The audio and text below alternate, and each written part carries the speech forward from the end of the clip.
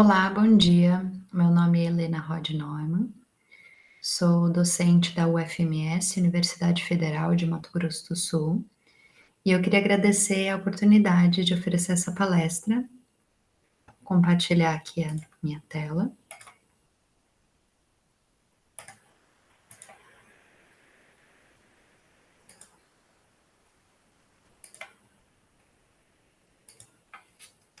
Então, hoje eu vou falar sobre paisagens no projeto Sensível ao Autista. Essa palestra é um desdobramento tanto da minha tese de doutorado, quanto os trabalhos do grupo de pesquisa dentro do curso de Arquitetura e Urbanismo da UFMS. Então, primeiro uma introdução, né? O TEA é um transtorno neurológico de desenvolvimento, né? O termo espectro, ele se relaciona à variação, né, do comprometimento da síndrome de indivíduo para indivíduo. Então, a gente encontra desde casos mais leves até casos mais severos. Mas não há cura para o autismo, né? Se você tem um diagnóstico precoce, cedo, é possível passar por diversos tratamentos, né, terapêuticos que auxiliam esses indivíduos a terem uma vida normal, né? E o seu diagnóstico, ele é essencialmente clínico, né? Então, o que dificulta, assim, essa determinação, se o indivíduo tem, né, esse transtorno ou não. Então, atualmente 70 milhões de pessoas são afetadas pelo autismo, né, segundo a OMS, e no Brasil a gente não tem um censo ainda muito preciso, mas se estima 2 milhões de casos. Então, conforme o tema é mais apresentado pela mídia, debatido, o número de diagnósticos também aumenta, né, porque agora se torna um tema mais conhecido. E também por conta dos diversos avanços na área. Então, e para arquitetura, né, é muito importante como esses usuários autistas captam essas informações sensoriais do espaço, né, porque é uma forma diferente dos neurotípicos. E isso está relacionado à percepção, né, sensorial através dos sentidos. Então, a gente tem os 5 sentidos aristotélicos tradicionais, né, o tato, a visão, a audição, olfato e paladar. E além disso, o vestibular, que está relacionado ao equilíbrio, e o proprioceptivo, relacionado à percepção corporal, que foram incluídos após os estudos de integração sensorial da década de 70. A gente também tem uma área dentro da psicologia, né, psicologia ambiental, que estuda esse processo de percepção do ambiente e o padrão de comportamento resultante a ele, né. Então, a gente tem a tendência a pensar que, ao desenvolver um projeto de arquitetura e urbanismo, as sensações a gente não pode controlar, né, as sensações que o usuário vão ter ali, né, mas isso é errado, né, a gente tem que, através do projeto, trabalhar, né, com manifestações do ambiente como cor, textura, temperatura, forma, volume, iluminação, acústica, né, como o som, mobiliário e outros diversos fatores, né, ter controle sobre essas decisões projetuais que resultam em sensações, né, e, e assim a gente determina se o usuário está confortável no espaço ou não, né? E além disso, no caso de usuários autistas, a gente determina se ele vai ter uma absorção, né, sensorial adequada e que vai resultar num comportamento coerente, né, para aquele espaço, para aquele determinado uso. Então, para os TEA, né, essas informações elas devem ser bem evidentes, e isso não quer dizer intensas, né, evidentes segundo o propósito do espaço. E também é importante destacar que tem 2 maneiras, né, que os indivíduos reagem ao ambiente. Então, primeiro é uma hipersensibilidade, né, em que você tem um alto nível de estimulação e que vai causar uma retração. Por exemplo, eu não tolero um som muito alto, eu fico tensa com ele, né? E, no outro ponto, a hipossensibilidade, que você não se sensibiliza por estímulos muito fraquinhos, né, você busca estímulos mais fortes para ter a mesma percepção que uma pessoa típica, né. Então, assim, as pessoas não reagem da mesma forma, né, e dentro do espectro do autismo, também tem essa grande variação de situações. Então, como se dá essa percepção do espaço pelo autista? Né? Então, o espaço é um meio de comunicar as pessoas a si mesmas, né? O que, que é isso? Eu entro ali, eu capto informações do ambiente e faço uma interpretação, um filtro pessoal, né? E a partir disso vai brotar o meu comportamento, né? Moldado pela cultura que eu estou inserida. Né? Em relação à Austéia, até em relação à cultura, né, em que ele está inserido, se é uma cultura que exige, que espera que o indivíduo seja mais extrovertido, falante, comunicativo, é mais, assim, evidente uma pessoa que não consegue, né, ter esse tipo de comportamento, do que em outras culturas que não assim esperam, né. Mas o importante sempre é que esses usuários, eles consigam fazer as atividades do dia a dia de forma normal, sem sentir essas, essas retrações, né, que geram desequilíbrios emocionais. Então, quando a gente experimenta os sentidos, a gente, assimila, né, principalmente a parcela que é mais familiar a nós, o que a gente já conhece, né, no nosso dia a dia, e vai ignorando o restante, né. Isso é o nosso filtro individual. Então, e as pessoas com autismo, elas acabam prestando mais atenção aos detalhes que as neurotípicas. O que acontece, né? Às vezes fica tão difícil articular todas essas sensações, né? Todos esses estímulos sensoriais que se ater a um detalhe é mais fácil, né?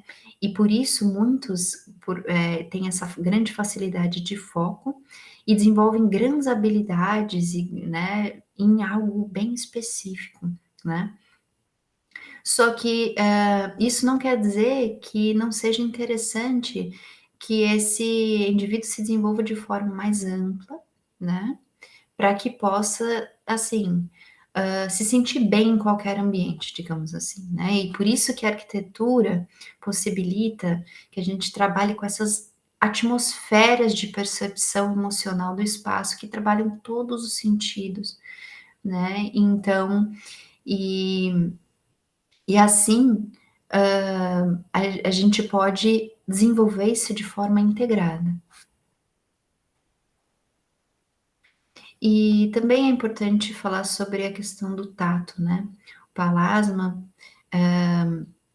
defende essa importância, né, é um sentido bem íntimo, né, autistas normalmente têm muito problema em dar as mãos, abraçar, o contato físico, e e é algo que a arquitetura pode trabalhar, né, através de texturas, pesos, intensidades, né, e temperatura, gravidade, que são próprias das superfícies, né. Então o tato não significa que você precisa tocar todas as paredes, né, você já cria um repertório e ao olhar, né, através da visão, você já sente aquela sensação do tato, né. Então falando um pouco mais sobre essa teoria de integração sensorial, de Aires, 1972, sobre a habilidade de organizar as informações do ambiente para possibilitar uma resposta adaptativa, né. Então, eu organizo melhor, eu entendo de onde vêm, né, essas informações sensoriais e assim consigo ter um controle maior sobre ela. Não é algo agressivo, né, eu consigo lidar com essas informações. Então, Se eu não consigo lidar, eu não me adapto bem ao espaço, não tenho uma resposta assertiva em relação a ele, né. Então, a integração sensorial, ela permite fazer, essa relação, né, entre a percepção sensorial mais adequada, a organização dessas sensações e a interpretação disso, né. Então, aqui um relato da Temple Grandin sobre o seu transtorno do processamento sensorial, aqui no caso específico ao som, né? Porque a hipersensibilidade ao som é uma das maiores, mais frequentes, né, em autismo. Então, odeio alarmes em geral, de qualquer tipo. Quando eu era criança, o sinal da escola me deixava completamente doida. Era como um obturador de dentista. Sou sensível aos sons, sons altos, sons súbitos. Pior, sons altos e súbitos que não estou esperando. Ainda pior, sons altos e súbitos que eu espero, mas não consigo controlar. Problema comum em pessoas com autismo. Então, tanto a questão de ser hipersensível ao som, né, alto, súbito, né, a surpresa é complicada, você não se prepara para aquela sensação, né, previamente, e também que você não consegue controlar, né, não tem controle sobre aquela sensação, e daí você pode se descontrolar. Então, essa sensibilidade nos autistas impactam como elas se comportam, né, como elas se comunicam e interagem com as outras pessoas dos espaços. E muitas vezes evitam certos espaços, né, então a Temple Grandin mesmo diz que ela não tolerava ir ao supermercado pela quantidade de estímulo, né, visual e auditivo, né, então gerava um desequilíbrio físico e emocional e se não ela não ia no supermercado. Então, como a pessoa pode viver uma vida, né, normal sem ir ao supermercado? Então, será que nosso espaço do supermercado não precisa ser mais adequado a esse tipo de usuário, para não criar esse tipo de reação tão hostil, né? Então, nesse sentido, eu queria falar um pouco sobre o trabalho dessa arquiteta egípcia, Magda Mustafa, que ela pesquisas, né, sobre como o ambiente pode ser controlado sensorialmente de acordo com as necessidades dos usuários autistas, né, e ela elaborou esse index, que ela nomeou de aspects, né, cada letra se refere a uma diretriz projetual, então são elas, né, a questão da acústica, então porque os sons, né, são um dos fatores de grande reclamação entre os TEA. Além disso, sequenciamento espacial, espaços de fuga, compartimentação, transições, zoneamento sensorial e a questão de segurança. Então, vou explicar um pouquinho mais, né? Em relação ao zoneamento sensorial, propõe que o projeto ele seja ordenado de acordo com a sua qualidade e quantidade de estimulação, né? Então, algo gradual. Você chega no ambiente que ele é muito estimulante já, não é o ideal, né? Precisa ser ter um zoneamento, inclusive para a pessoa decidir se ela quer avançar para a próxima etapa de estímulo ou não, né? Então, o sequenciamento espacial trata dessa previsibilidade desses espaços, né? Assim a gente evita distrações e é mais fácil você concentrar, né? E você perceber o que é mais comum, né? O que é mais familiar a você, evitando aquela surpresa que a gente comentou antes, tá? Zonas de transição. Então, essas zonas de transição, se você teve um espaço que te trouxe né, uma estimulação em excesso, que você já está com um certo desequilíbrio, traz um espaço para um retorno do equilíbrio sensorial, né? Uma parada, né? Que você pode se acalmar, se reencontrar, dar um tempo, né? Espaço com normalmente menor quantidade de estímulos, e que assim você possa de novo a recuperar as suas forças e equilíbrio para seguir em frente para novos estímulos, né. E, então, os espaços dentro da arquitetura e também no espaço urbano, eles devem ter essa diferenciação, então espaços de baixa, média e alta estimulação, tá? Não dá para tudo ser autoestimulação, né? Nessa ideia de propaganda, muitas informações, né? Era digital, muitas coisas e as pessoas não conseguem, ficam nervosas, né? De estar nesse ambiente. Então a gente precisa ter essa diferença entre a quantidade de estimulação que o espaço vai proporcionar de forma consciente, ou seja, o arquiteto projeta para ser desta forma, né, de forma consciente. Então eu vou mostrar agora 2 estudos de caso, né, que eles têm uma simplicidade, não é nau né, eh, mas eles são diretos e práticos para resolver problemas de pessoas com autismo, né, facilitar essa vida cotidiana, tá. Então, primeiro são as faixas de pedestre, em Valência, então no bairro de La Torre, são 44 faixas de pedestre, né, o objetivo é atravessar a rua com segurança. Então, isso pode dizer: "Nossa, mas isso é muito fácil", né, mas é um desafio para várias pessoas do espectro do autismo, né. Então, a ideia é essa sinalização que indica os movimentos.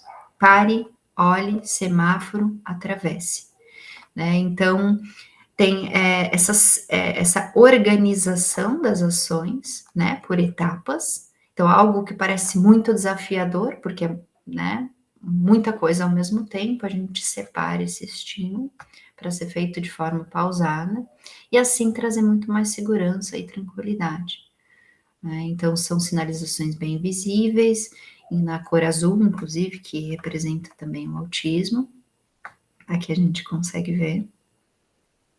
Então, esse essa pesquisa, né, essa iniciativa é resultado de uma pesquisa da Faculdade de Ciência e Educação da Universidade de Sevilha, né, e todas essas faixas de pedestre cruzam vias que chegam até um centro ocupacional para pessoas com espectro do autismo, né. Então a ideia é pensar em soluções, né, para criar espaços urbanos mais inclusivos e acessíveis para esse público, né, e que para a gente pensar em como lidar com esses neurodivergentes. Então aqui. Outro estudo de caso são essas paisagens arquitetônicas como terapia para crianças com autismo.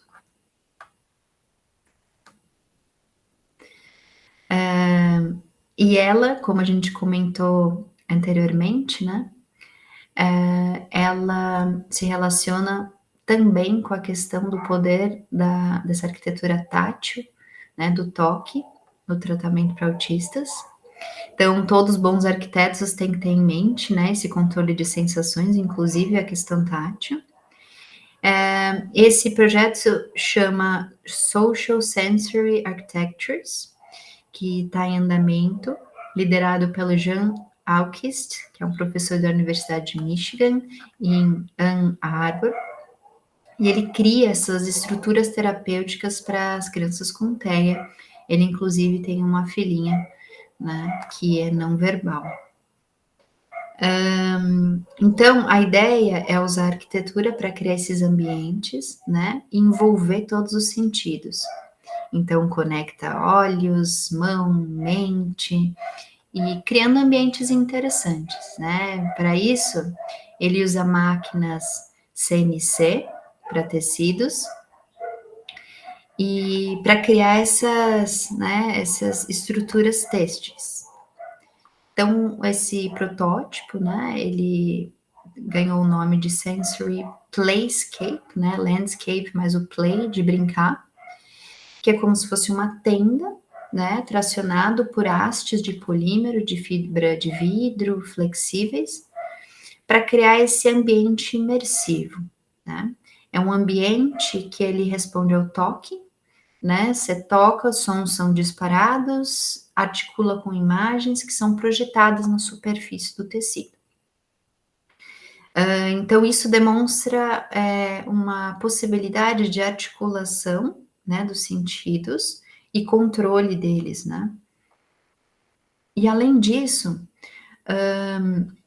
depende da força, que você aplica, acontece um determinado movimento, por exemplo. Então é possível que você aprende a dosar essa força, desenvolver esse motor, né, habilidades motoras amplas e essas respostas, né, auditivas e visuais por consequência, né. Então isso é um problema, de muitos autistas, né, por exemplo, um aperto de mão muito forte, um abraço desproporcional de força ou muito leve, né, então, nesse sentido, esse aspecto também é necessário de desenvolvimento, né, de treino. Então aqui, túneis, né, de tamanho infantil, esses cones, então eles trabalham como um abraço, né, desenvolvimento desse toque, da pressão, né, dessa sensação corporal, e que ao mesmo tempo traz um aconchego, mas, gradualmente eles vão lidando com essa dificuldade, né. E outra ideia desse projeto é que essa estrutura, esse ambiente, ele possa ajudar as crianças com TEA a se relacionarem melhor, né, com outras crianças também, né, suas relações sociais, além dos seus de desenvolver melhor a percepção dos seus próprios sentidos. Então, algumas respostas visuais, por exemplo, só acontecem quando 2 crianças fazem sincronizam suas interações, né, apertam ao mesmo tempo, por exemplo, né, criando esses movimentos interativos, eles vão formando esses círculos de comunicação, né. Então, muitas crianças são não verbais, crianças autistas são não verbais, elas não falam, só que elas também necessitam de uma troca social, né. E e isso deixa elas felizes, né, então, através dessas interações, elas conseguem se relacionar com outros, né, e o resultado, desse projeto é incrível, tá. Então o Social Sensory Architectures, ele venceu, uma categoria também especulativa e de prototipagem, né, num concurso importante de design.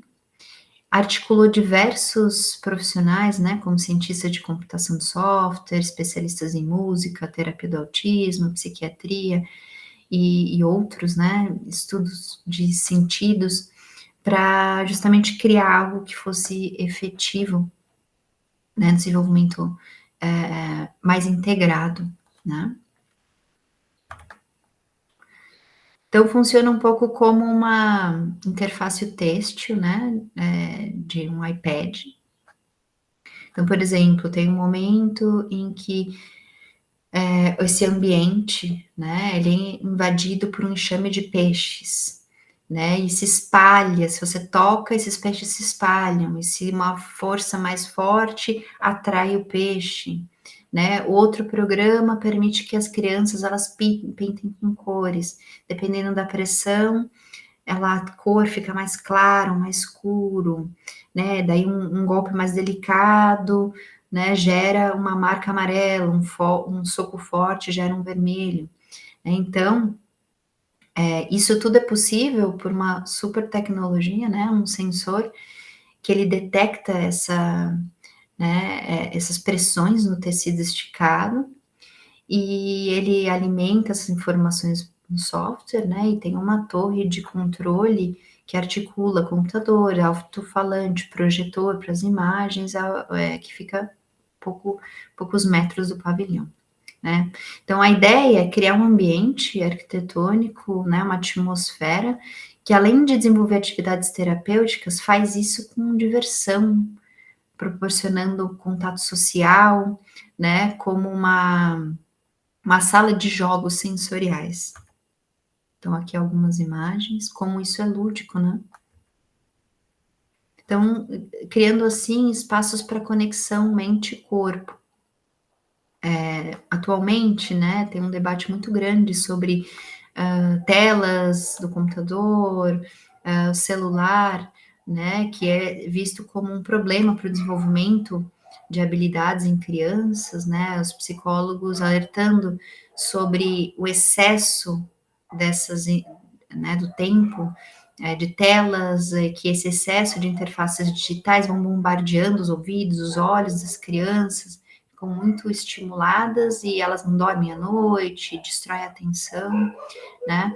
Então, esses estímulos visuais e auditivos, eles podem até hipnotizar, né? E só que aqui eles quebram um pouco esse discurso que é importante, mas assim, como a gente pode usar a tecnologia a favor do desenvolvimento sensorial, dessa estimulação gradual e positiva, né? E lúdica também, né? Criar esses ambientes responsivos, sensoriais, e que vão ajudar a desenvolver essas habilidades sensoriais e de interação social, né? Então, a tecnologia pode ser uma grande aliada na ferramenta para tratamento do autismo.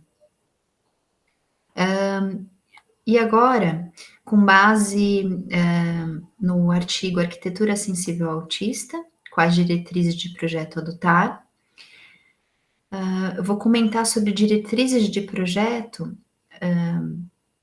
para beneficiar usuários autistas a partir dos sentidos, tá? A partir de cada sentido. Então, primeiro, em relação ao paladar, né? O paladar, por um lado, né, tem o objetivo de estimulação, sempre assim, né, em relação a todos os sentidos. Tem um momento de estimulação e tem um momento em que que o usuário busca tranquilidade, né?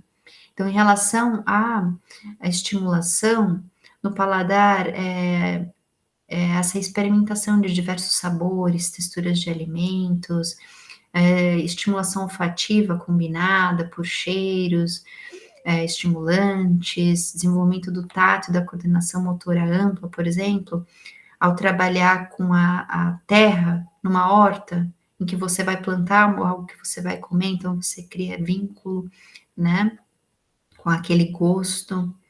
Então, no caso do paladar, relacionado à estimulação, a gente pode pensar num projeto com plantas comestíveis, árvores frutíferas de fácil acesso, né, para estimular a experimentação de novos sabores, ver uma fruta ou vegetal na natureza, né, como um convite a comer, mesmo dentro dos ambientes, né, que esses outros alimentos diferentes estejam mais à mostra.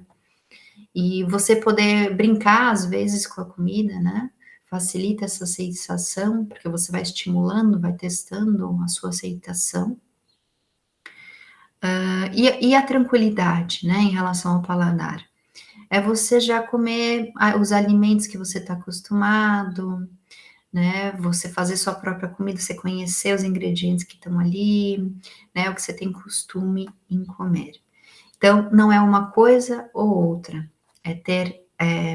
saber que é necessário a gente criar ambientes para estimulação e para tranquilidade, tá? Para conseguir estimular diferentes usuários em diferentes estágios, né?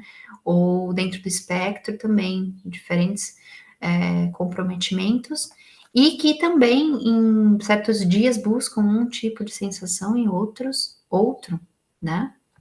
Em relação à percepção tátil, na arquitetura a gente pode trabalhar muito com a escolha de revestimentos internos, né? Por exemplo, um piso frio, como piso cerâmico, ele pode ser mais impactante aos pés descalços, assim, o frio, né? Que você logo toma um susto, faz uma retração, né? E um piso mais, por exemplo, vinílico, madeira, atérmico, né? Que ele não fica tão frio, ele é mais confortável e não traz essa questão da surpresa. E não só em pisos, né? No chão, também em paredes, o revestimento e as texturas são muito importantes.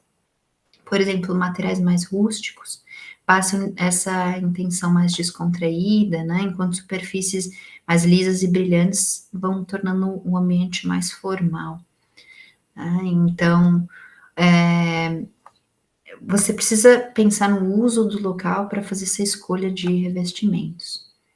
Então, em relação a isso, para a estimulação, o uso de texturas mais rústicas para demonstrar a descontração do espaço, salas com temperaturas mais quentes, né, para essa estimulação, e o contraste, né, da temperatura é importante.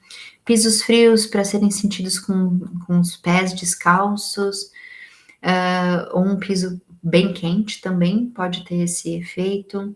Jardins sensoriais em que você pisa em diferentes materiais e, né, espaços com diferentes texturas para a percepção desses contrastes.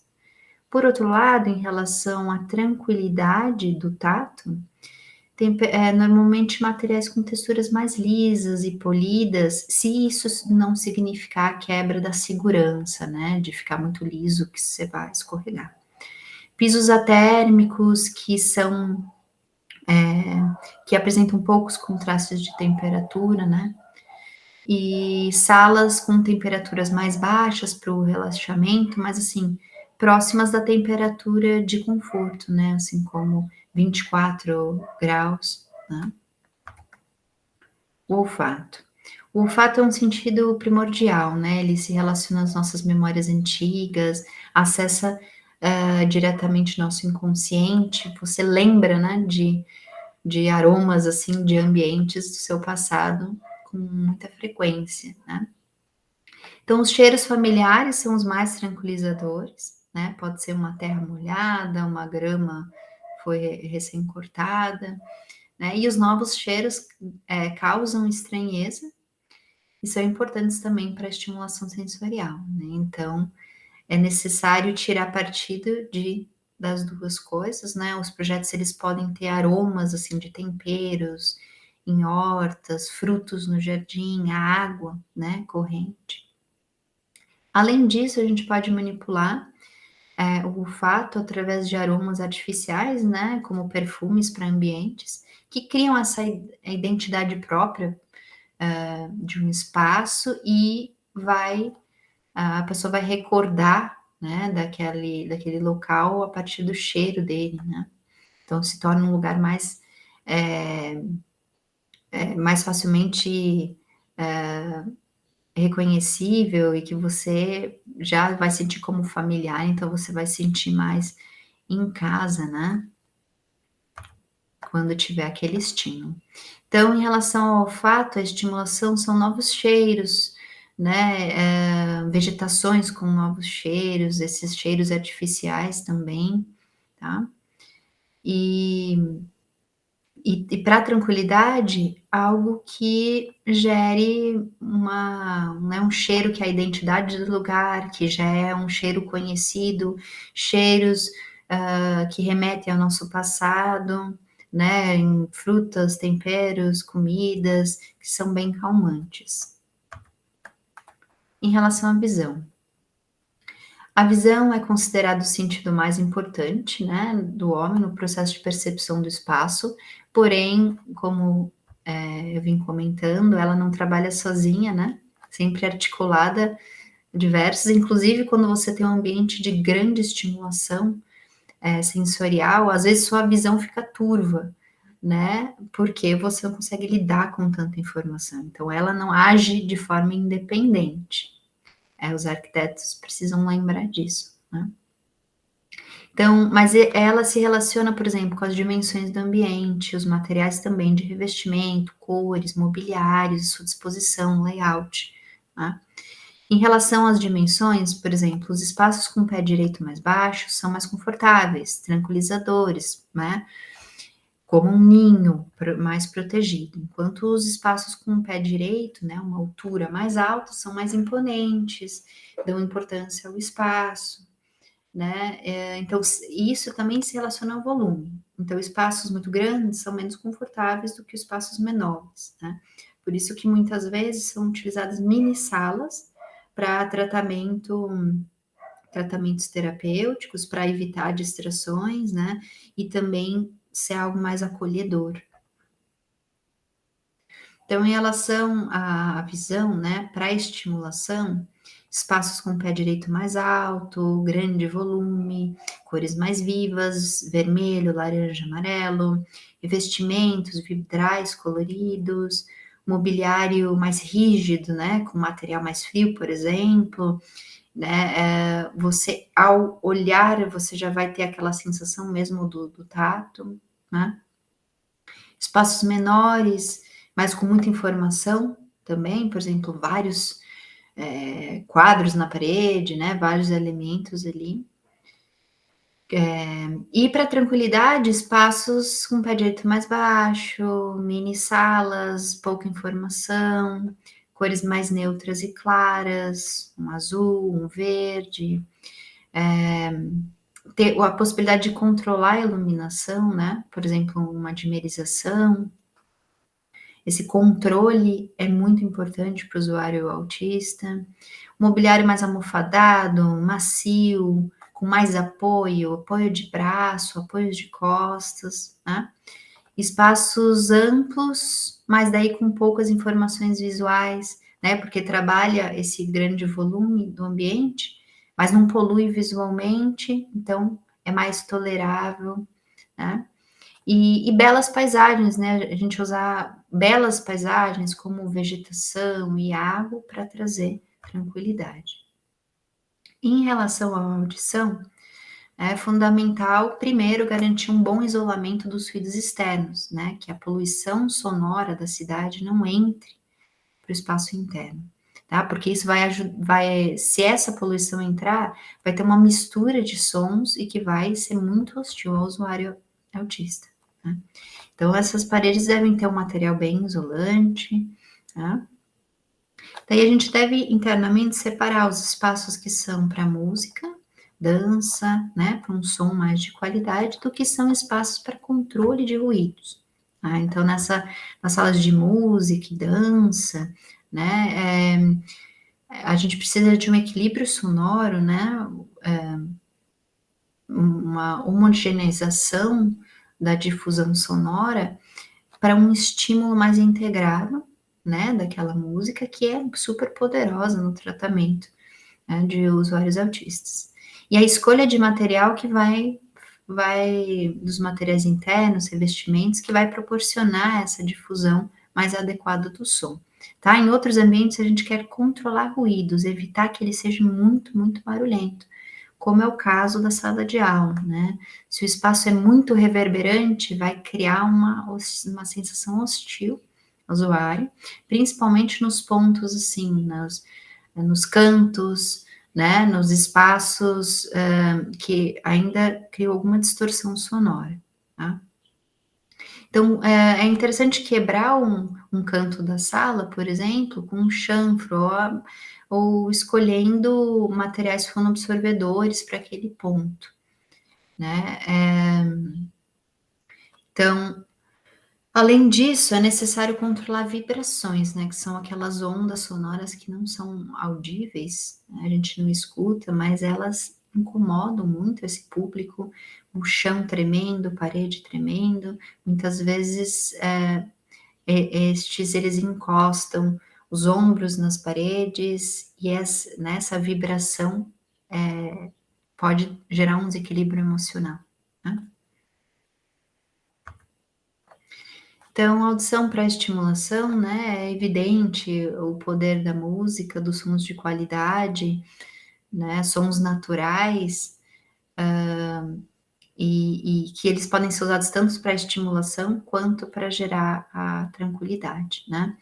Mas sempre é importante pensar no isolamento dessas fachadas para evitar os sons externos, poluição sonora. Salas de música, vamos pensar no equilíbrio sonoro, né, e a escolha dos revestimentos para conseguir isso. E salas de experimentação das sensações sonoras, ou a questão do contraste, né, um espaço bem reverberante, contíguo a um fonoobservador, que você praticamente não escuta nada. Então, esse contraste pode, gera, né, estimulação. Agora, na tranquilidade também, primeiro de tudo, sempre evitar a poluição externa, né, e em seguida, pensar, sendo uma sala de música, numa distribuição das caixas de som, para obter um som mais homogêneo, né. Evitar os cantos, né, que tem esses pontos de distorção sonora mais reverberantes, usando chanfros, por exemplo, nesse ponto.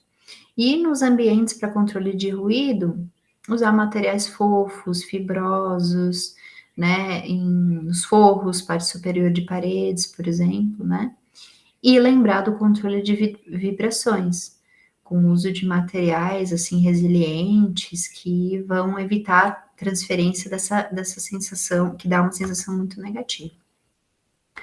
No sentido proprioceptivo, né, que, por exemplo, se revela nos autistas como um atraso em desenvolvimento motor, né, como dificuldade em subir degraus de escada, né, tanto a gente precisa ter um projeto, né, que é bem seguro, não oferece desafios para esses momentos de tranquilidade, quanto a arquitetura pode oferecer espaços desafiadores, né, que vão ajudar nesse deslocamento corporal mais adequado, que você seja como desafios, né, graduais, né, mas que você vá treinando essas habilidades motoras. Tá? Então o edifício ele pode ter vários caminhos, rampas, pontes, passarelas, um estímulo a percorrer, né? Então, isso todos os usuários, né, podem se sentir estimulados, mas no caso do usuário autista tem que ser algo mais organizado, né, e previsível e por etapas, né, não algo super desafiador, algo por etapas, né. E o mais tranquilizante são espaços já conhecidos, né, que tem muita segurança, né, mais neutro aos estímulos, sem desafios, ao corpo. E por fim, o sentido vestibular, né, que se relaciona com esse equilíbrio físico do corpo. Muitos autistas têm esse medo de altura, né, evitam locais assim, que possam ter essa sensação desagradável. Então, também, espaços que gradualmente, por exemplo, você quebra o seu equilíbrio, mas de forma intencional já recupera. Então, isso vai dando um senso, né, de nossa, eu consigo ir um pouco além, né, eu consigo vencer um pouco, me relacionar um pouco melhor com esse estímulo de um lugar mais alto, né. Então, do lado da estimulação, rampas mais leves, né, que vão quebrando esses estímulos. Na parte visual, diferentes alturas que eu posso estar no edifício, né, posso acessar a cobertura, por exemplo, então, nossa, é uma sensação diferente, eu vou gradualmente chegando até aquele ponto. E tranquilidade, lugares de segurança, né, que você evite escorregar, por exemplo, você escorrega, já fica com medo daquilo e que vai te impossibilitar de avançar e tentar um pouquinho mais, né. Então, como conclusões finais, é necessário estabelecer diretrizes projetuais para indivíduos do espectro autista, né, então uma boa arquitetura deve ser boa para todos os usuários, porém, os usuários com TEA, eles têm necessidades particulares que a gente precisa entender, né, para que eles consigam desenvolver as atividades, né, do dia a dia, do cotidiano, de forma com mais autonomia, de forma mais independente, que os projetos não sejam hostis, né, que o meio urbano não seja hostil para esse público, tá, que respeite as dificuldades que para alguns possa parecer pequenas, né, atravessar uma rua, e tem esse respeito de pensar como facilitar essa atividade e assim ele ter uma vida comum, né? e que assim possa ir se desenvolvendo também, sentindo que tem uma autonomia, é uma sensação muito boa, né? Então a arquitetura ele tem esse potencial de transformação social, tá? Então muito obrigado pela atenção. Aqui está o meu e-mail, helena.neumann@ufms.br, e deixo aqui as referências para consulta posterior. Muito obrigado. Vou interromper aqui a apresentação e a gravação.